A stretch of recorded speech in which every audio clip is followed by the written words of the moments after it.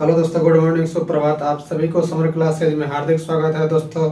तो आइए आज हम लोग देखने जा रहे हैं 10th क्लास में जो 13 नंबर का जो गद्यांश पूछा जाता है दोस्तों, इसको आज हम लोग जो है सो देखेंगे पूरा एक एक करके। और इसमें 13 नंबर कैसे पूछा जाता है, इन सारी चीजों को जो है सो हम लोग देखेंगे।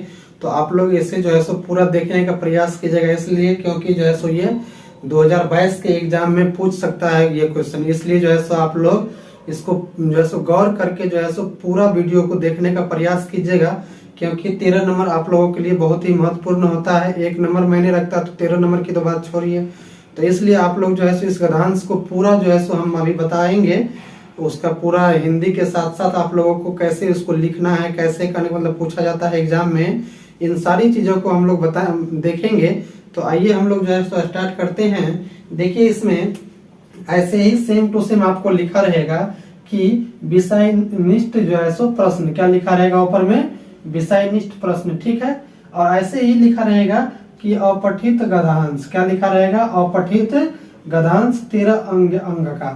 तो 13 अंग ऐसे ही लिखा रहता है सेम टू सेम। उसके बाद देखिए आपको लिखा रहेगा कि अधोलिखित, क्या कहता है कि अधोलिखित गद्यांशों को ध्यान पूर्वक पढ़कर उस पर आधारित प्रश्नों के उत्तर निर्देशानुसार दीजिए। क्या कीजिए, निर्देशानुसार दीजिए। देखिए आप लोग इसमें विशेष रूप से जो है सो खासकर संस्कृत में ध्यान रखिएगा कि हड़बड़ाने की आवश्यकता नहीं रहता है एग्जाम में। आप लोग होता क्या है कि बहुत सारा बच्चा को माइंड में ये सेट रहता है कि हमारे पास समय नहीं बचेगा, बाद में क्वेश्चन छूट जाएगा। ऐसा कुछ नहीं होता है संस्कृत में। आप संस्कृत में कभी भी एग्जाम जब होगा आप लोगों का तो दीजिएगा तो पूरे रिलैक्स होकर के दीजिएगा, क्योंकि आपको उसमें जानते हैं कि कितना भी अगर आपको समय लैप्स जाएगा तो आपको 1 घंटा जो है सो मिनिमम बच जाता है।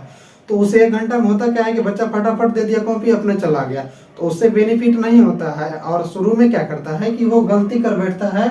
जैसे मान लीजिए इसमें जो है सो गद्यांश में लिखना है, कुछ आंसर लिख दिया कुछ जल्दीबाजी के चक्कर में, और क्या होता है उसमें नंबर उसका कट जाता है। तो इसलिए आप लोग इस गलती को नहीं कीजिएगा। आप लोग को गद्यांश होता है, इसमें आपको दिया हुआ है, पूरा डिटेल्स दिया हुआ रहता है और उसी में से देख के लिखना रहता है। ये सबसे आसान होता है गद्यांश। इसमें 13 नंबर आपको लाना हो तो 1 नंबर भी नहीं कट सकता है इसमें। इसलिए नहीं कट सकता है क्योंकि सबसे आसान होता है। तो इसलिए जो है सो आप लोग इसको आसानी से जो है सो पूरे धैर्य पूर्वक जो होता है ना, पूरे इत्मीनान से इसको पहले देख करके पढ़ करके तब जा करके जो इसको बनाने का प्रयास कीजिएगा, हड़बड़ाइएगा थोड़ा भी नहीं। तो देखिए इसमें कैसे आप लोग को लिखना देखना होगा। देखिए इसमें तो देख ही लिए कि कहता है कि अधोलिखित गद्यांशों को ध्यान पूर्वक पढ़कर उस पर आधारित प्रश्नों के उत्तर निर्देशानुसार दीजिए। क्या कीजिए, निर्देशानुसार दीजिए। देखिए इसमें इतना सारा जो लिखा रहता है, इस लिखा हुआ देख करके आप लोग कभी नहीं हड़बड़ाइएगा। इसलिए नहीं हड़बड़ाइएगा क्योंकि ये बहुत आसान होता है समझना। और संस्कृत जो होता है ना वो हूबहू हिंदी ही है। इसमें सिर्फ और सिर्फ जो है सो क्या करता है ना, कहीं पे हलंत लगा दिया, कहीं पे अपभ्रंश स्वर लगा दिया, कहीं पे एक बिंदी लगा दिया। तो इस तरीके से लगा देने के बाद क्या होता है, उसके अर्थ में परिवर्तन हो जाता है, लेकिन रहता है हिंदी ही।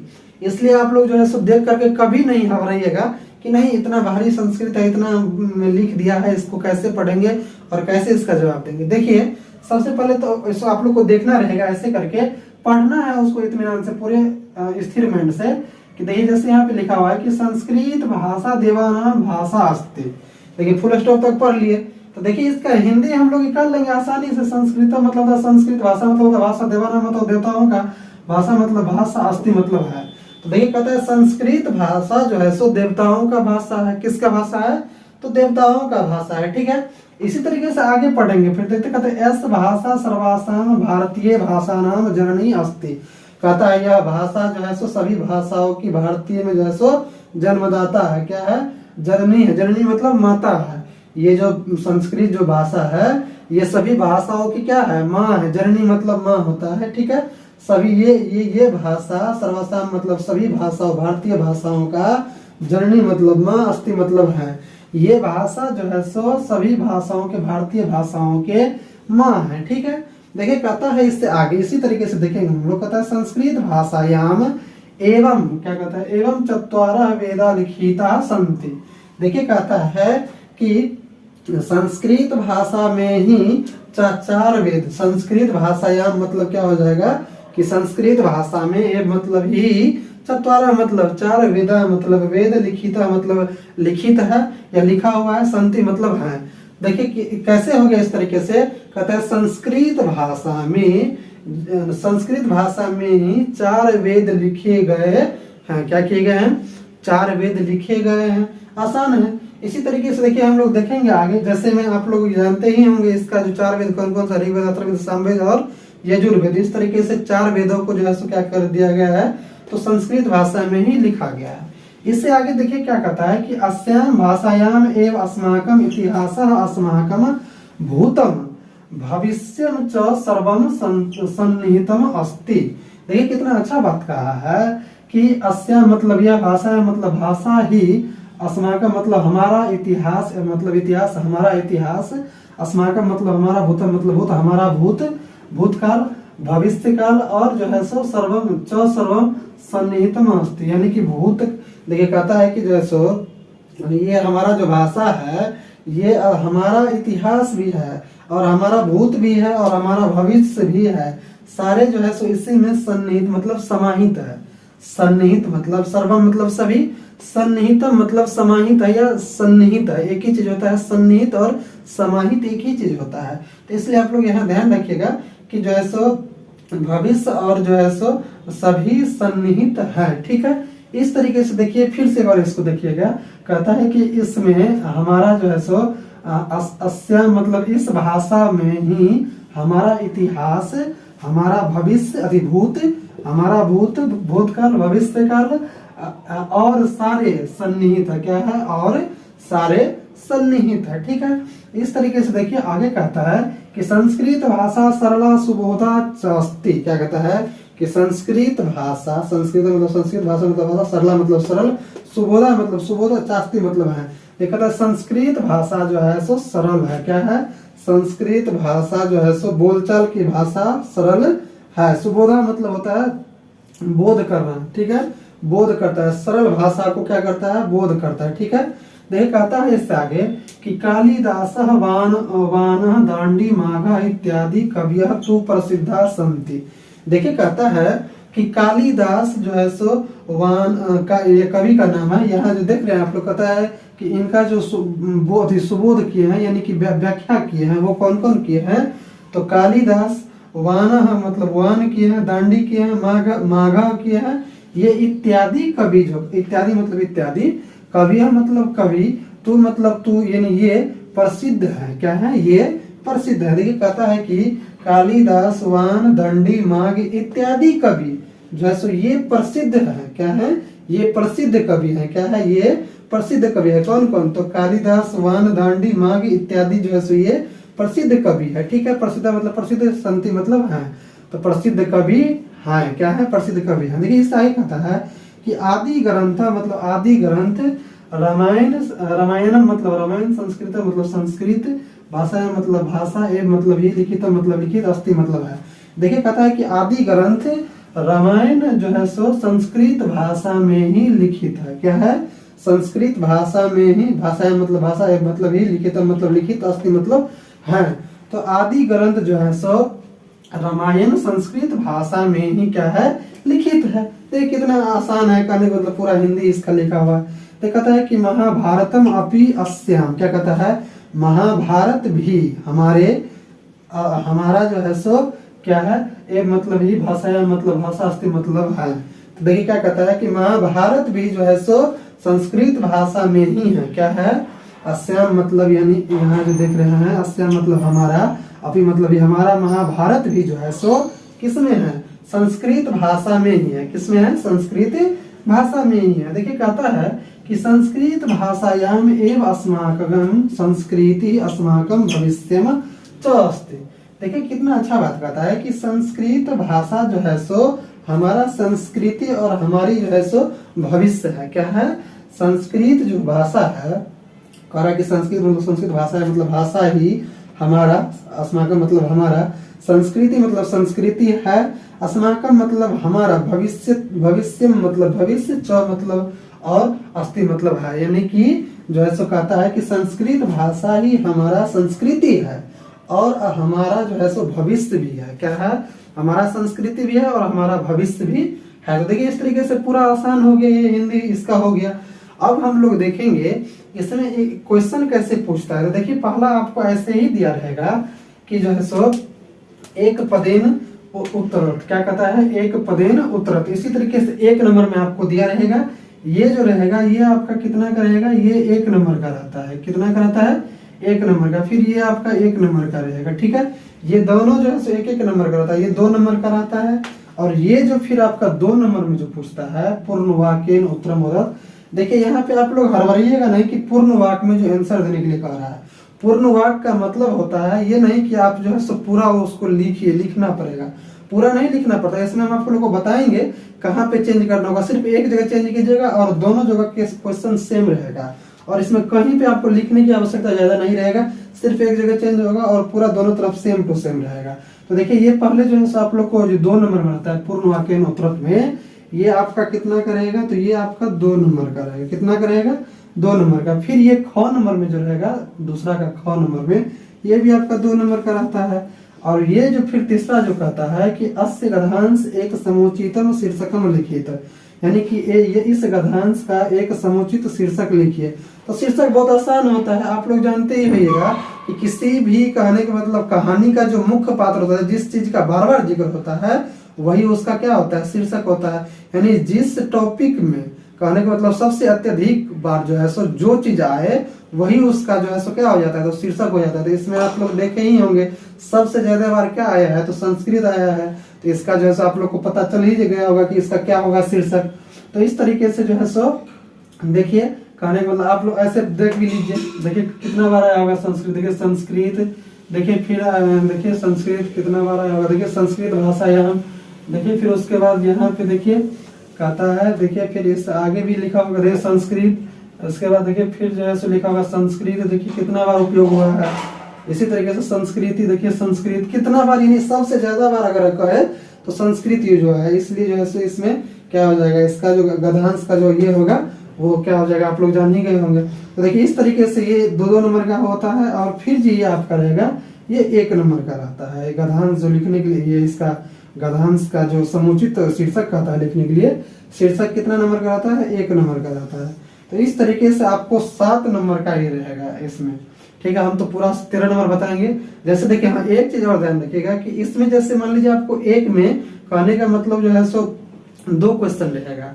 ये जैसे मान लीजिए कि ये अ है, तो उसी तरीके से फिर इसी में अथवा कर देगा, यहाँ पे अथवा कर देगा, और अथवा करके फिर दूसरा क्वेश्चन यही दे देगा 7 नंबर का, ठीक है। और फिर आपको ब में जो पूछेगा, अगला ब जो रहेगा, ब में जो पूछेगा उस ब में आपको 6 नंबर का फिर देगा क्वेश्चन, 6 नंबर का दे देगा, इसी तरीके से देगा।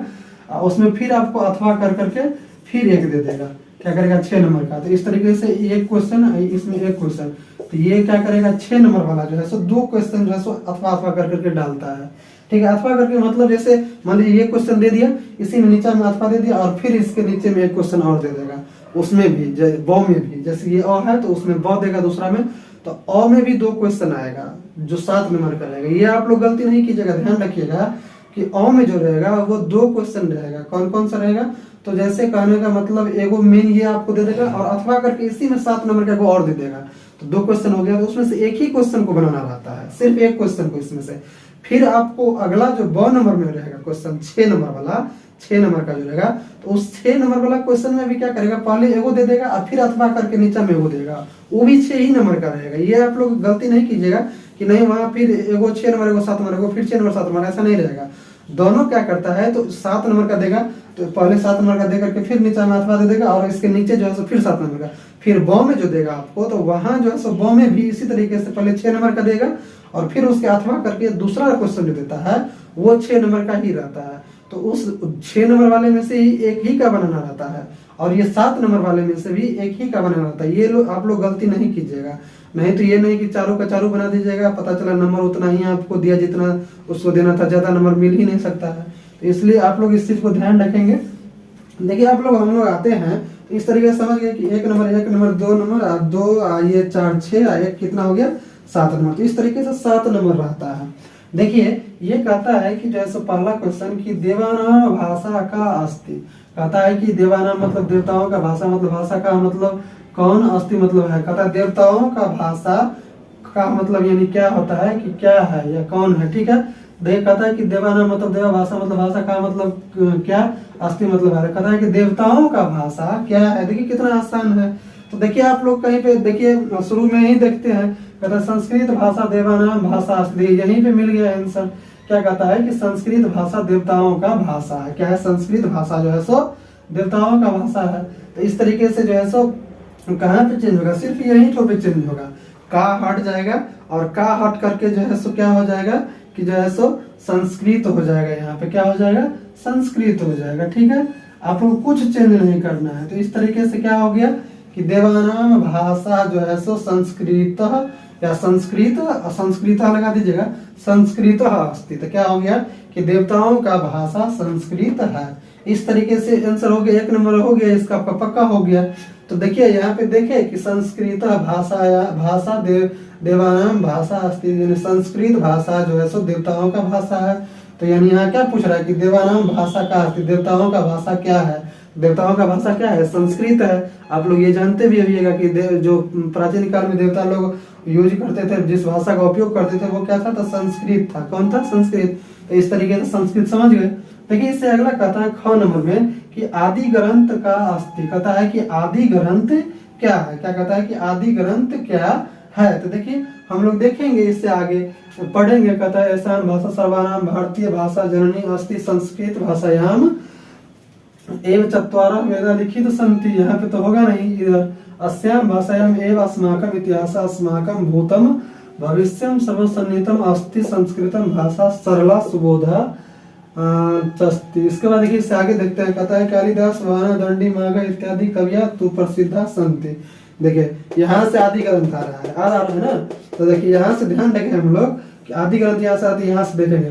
देखा था कि आदि ग्रंथ क्या कहता है, आदि ग्रंथ रामायणम संस्कृत भाषायाम एवं लिखित अस्ति।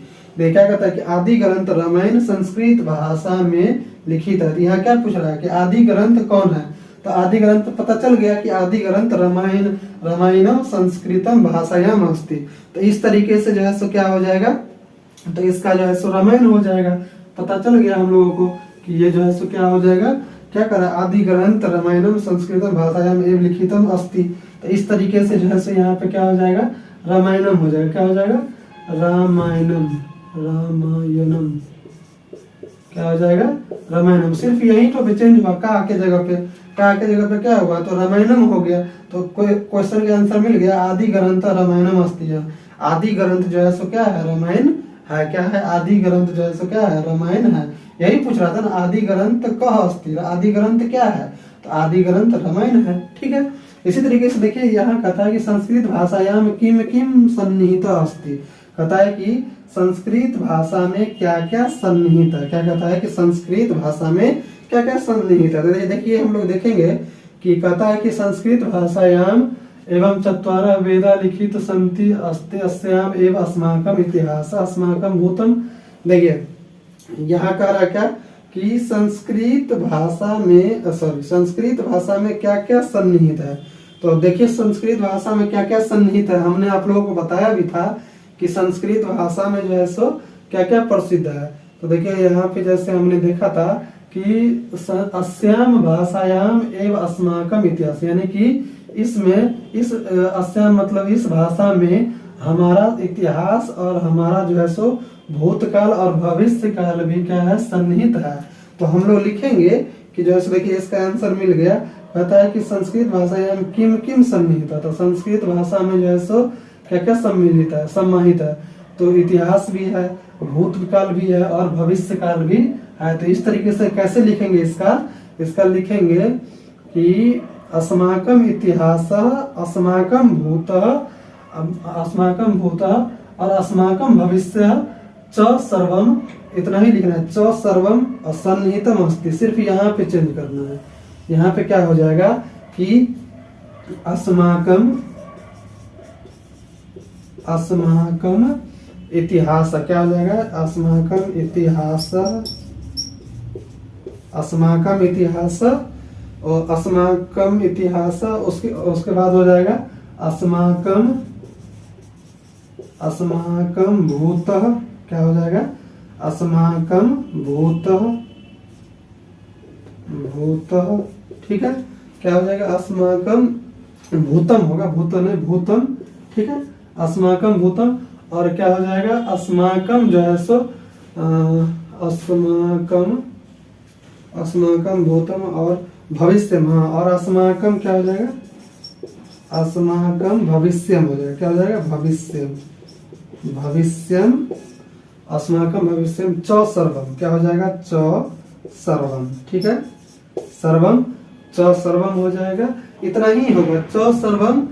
इससे आगे जो है सो ऑटोमेटिक हो जाएगा सन्निहितम अस्ति। देखिए लिख रहा है यहाँ सन्निहितम अस्ति, तो यहाँ पे क्या हो जाएगा, सन्निहितम अस्ति दिया हुआ है, इसको हमको लिखना नहीं, सिर्फ यहाँ पे लिख देना है कि अस्माकम इतिहास कौमा अस्माकम भूतम, भूतम उसके बाद लिख देना है कौमा अस्माकम भविष्य, कौमा जो है सो च सर्वम, कौमा च सर्वम सन्निहितम अस्ति। इतना ही लिखना है और कुछ नहीं लिखना है।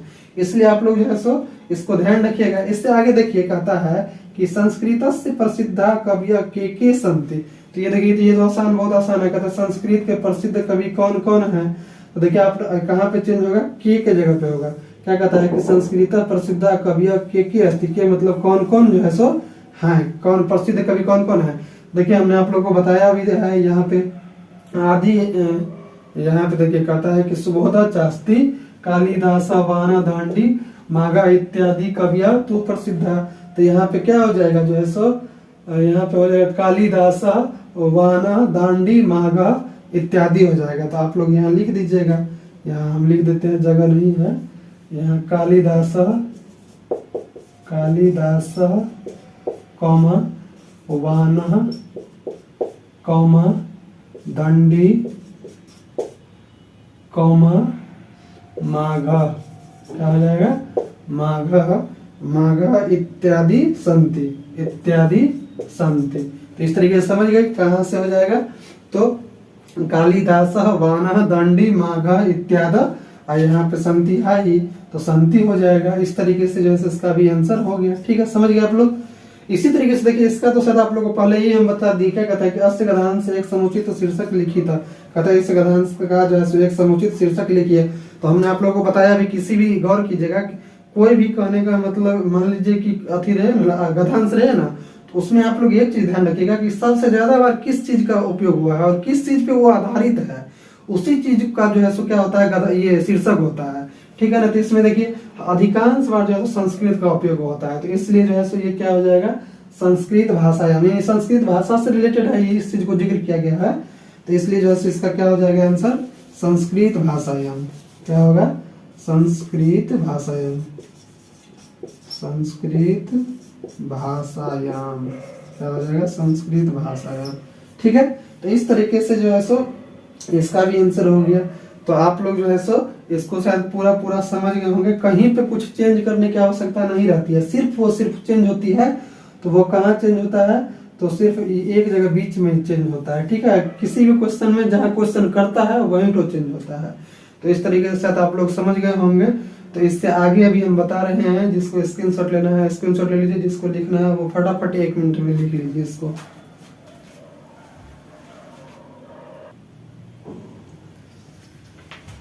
देखिए इस तरीके से जो है सो हम लोग अगला देखते हैं। अगला देखिए कहता है, आप लोग लिख लिए होंगे। देखिए इसी तरीके से दूसरा जो है सो रहता है लिखा हुआ, बी में पहला में हम लोग और देखें, और उसी तरीके से अथवा करके जो सेकेंड वाला जो रहेगा आप लोगों का वो ब रहेगा। तो अ में भी आप लोग को बोले थे 2 गो रहेगा, और ब में भी 2 गो रहेगा। तो अ में 7 नंबर वाला 2 गो, और ब में जो रहता है वो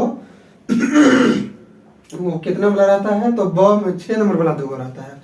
तो देखिए ऐसे ही आपको देगा।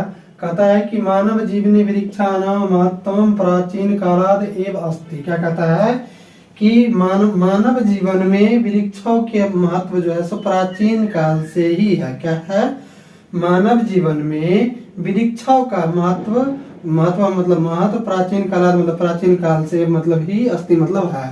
यानी मानव जीवन में वृक्षों का महत्व प्राचीन काल से ही है। ठीक है। देखिए कहता है कि यथा हृदयम शरीरे कार्यम करोति तथा एव पर्यावरणे वृक्षा संतुलनम संप्रदयन्ति। क्या कहता है, संप्रादयन्ति। कहने का मतलब कि जैसो यथा मतलब यह जो है सो हृदय और शरीर के कार्यों को क्या करता है, तो जो है सो ठीक रखता है। क्या करता है, ये वृक्ष जो है सो क्या करता है, हृदय और हमारे शरीर के कार्यों को करता है। क्या करता है, हमारे शरीर को जो कार्य जितनी भी होती है उन सारे कार्यों को करती है। और साथ ही कहता है पर्यावरणीय वृक्षा संतुलनम संपादयन्ति, पर्यावरण को भी क्या करती है, वृक्ष जो है सो संतुलन बना करके रखती है। पर्यावरण मतलब पर्यावरण, वृक्षा मतलब वृक्ष, संतुलन मतलब संतुलन, संप्रदायंती मतलब करके रखती है। तो क्या कहता है कि जो है सो हमारे शरीर को भी क्या करता है कि सही रखता है, और जो है सो क्या करता है, तो पर्यावरण के साथ साथ जो है सो ये पर्यावरण को भी क्या करती है, संतुलन बना कर रखती है। क्या करती है, पर्यावरण को भी वृक्ष जो है सो संतुलन बना करके रखती है। देखिए कहता है कि जो है सो दीने वृक्षा कार्बन डाइऑक्साइड ग्रहणम कुर्वन्ति ऑक्सीजन वायु च विसर्जन्ति।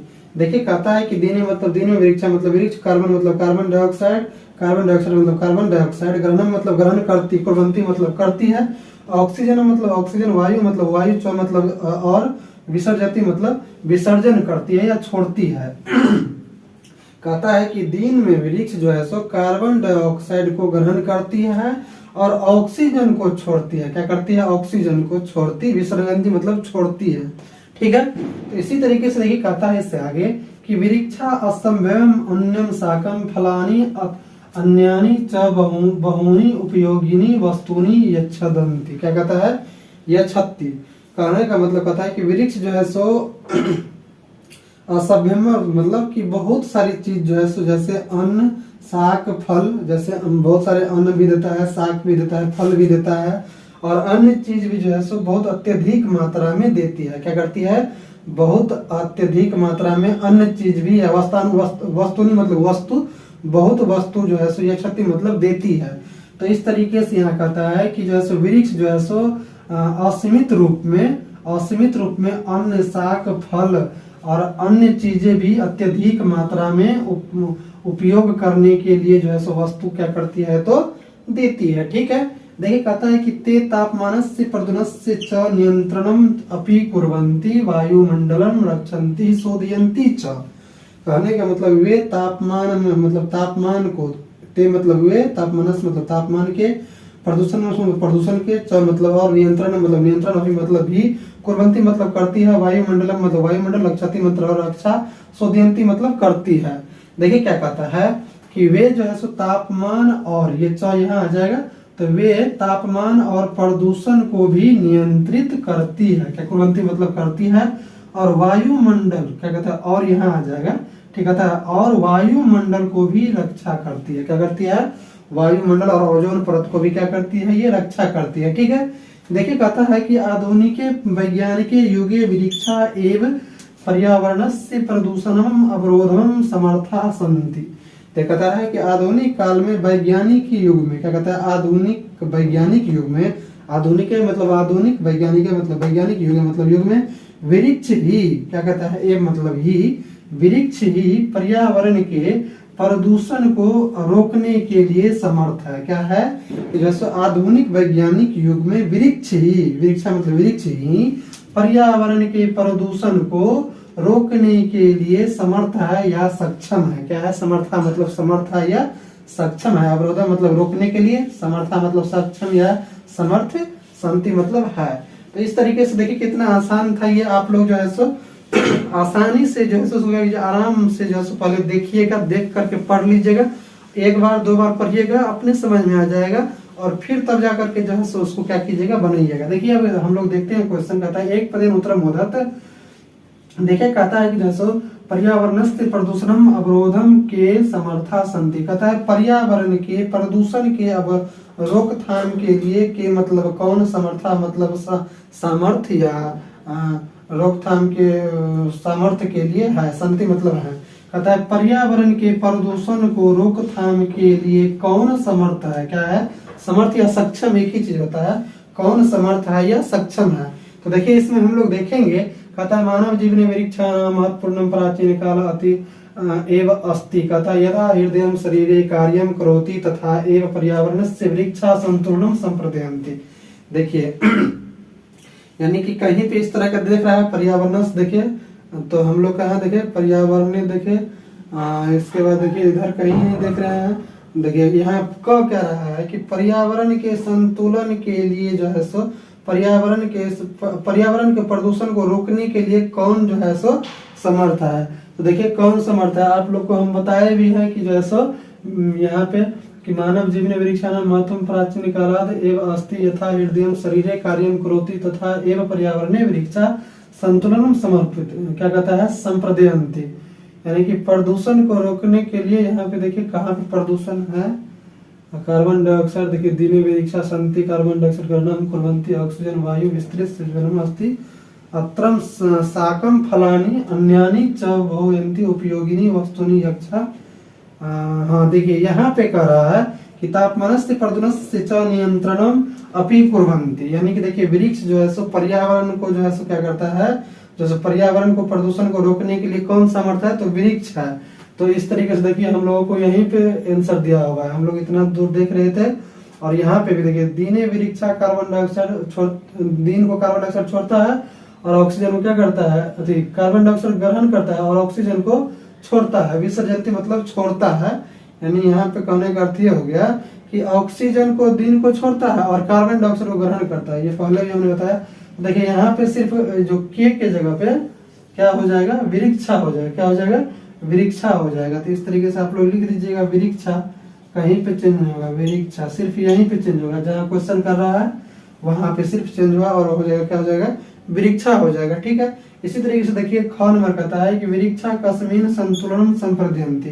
कहता है कि जैसो वृक्ष किसको संतुलन करता है, क्या कहता है कि वृक्ष जो है सो किसको संतुलन करता है। तो देखिए वृक्ष किसको संतुलन करता है, तो देखिए यहाँ पे दिया है कि जो है सो हृदयं शरीरे कार्यं करोति तथा पर्यावरणं वृक्षा संतुलन संप्रदयन्ति। देखिए मिल गया।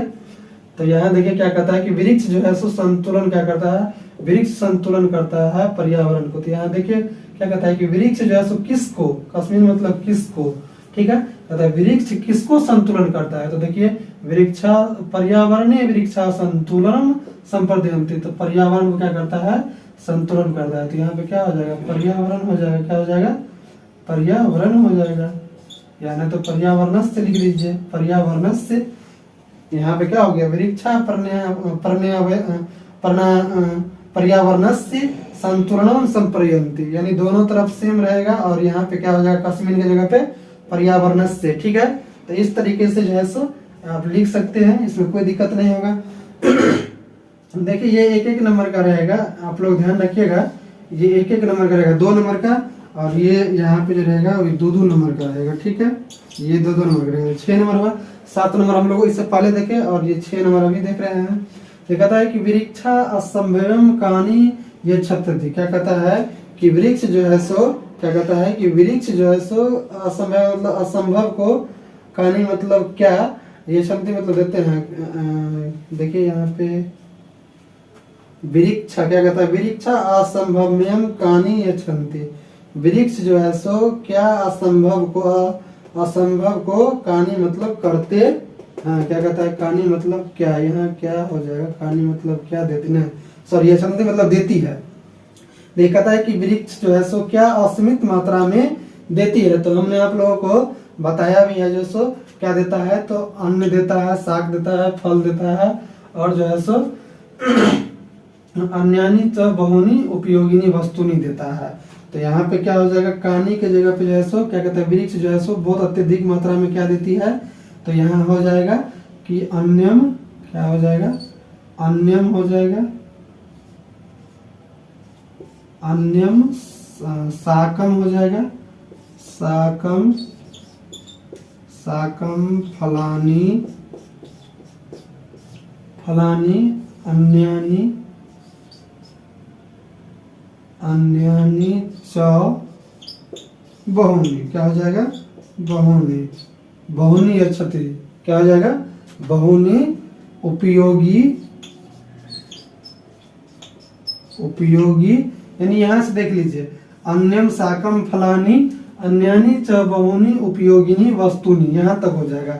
या क्षति तो लिखा ही हुआ है, तो इतना जो है सो कानी के जगह पे हो जाएगा। इस तरीके से 6 नंबर कहता है कि वृक्षा कार्बन डाइऑक्साइड कदा ग्रहणम कुर्वन्ति। कहता है कि वृक्ष जो है सो वृक्षा कार्बन डाइऑक्साइड कदा मतलब कब जो है सो, कदा मतलब कब, ग्रहणम मतलब ग्रहण, कुर्वन्ति मतलब करती है। तो कहता है वृक्ष जो है सो कार्बन डाइऑक्साइड जो है सो कब ग्रहण करती है। तो हमने आप लोग को बताया भी यहाँ पे कि दीने वृक्षा कार्बन डाइऑक्साइड ग्रहणन्ति कुर्वन्ति ऑक्सीजन वायु च विसर्जन्ति। क्या कहता है कि जैसे दिन में जो है सो वृक्ष क्या करता है, कार्बन डाइऑक्साइड को ग्रहण करता है। कब करता है, दिन में। तो इस तरीके से जो है सो कदा के जगह पे क्या हो जाएगा, दिन हो जाएगा। ठीक है, ये नहीं कि कहने का मतलब पूर्ण वाक्य में कराते इसी तरीके से बहुत बड़ा होगा, बहुत बड़ा। इसमें तो कहने का मतलब कि जिक्र थोड़ा ज्यादा है इसलिए ज्यादा हो गया। इसमें सिंपल कर रहा है कि दिन में, तो यहाँ लिख देंगे दिन हो गया। दोनों तरफ सेम रहेगा और बीच में सिर्फ यहाँ पे चेंज हो जाएगा। ठीक है ना, ध्यान रखिएगा आप लोग। इसी तरह से जो है सो बनाया जाता है। तो हम लोग जो है सो इसमें आप लोग को शायद पूरा समझ में आ गया होगा। ठीक है, इसी तरीके से आप लोगों को एग्जाम में भी रहेगा दिया हुआ, कोई अंतर नहीं रहेगा। इसलिए आप लोग जो है सो निश्चिंत होकर के बनाइएगा। एग्जाम में हड़बड़ाने की कोई आवश्यकता नहीं। समय भी आपके पास पूरा रहेगा। ऐसा नहीं है कि समय आपको कम पड़ जाता है संस्कृत में, कभी भी संस्कृत में समय कम नहीं पड़ता है। इसलिए आप लोग जो है सो पूरे इत्मीनान से क्या कीजिएगा, तो एग्जाम दीजिएगा।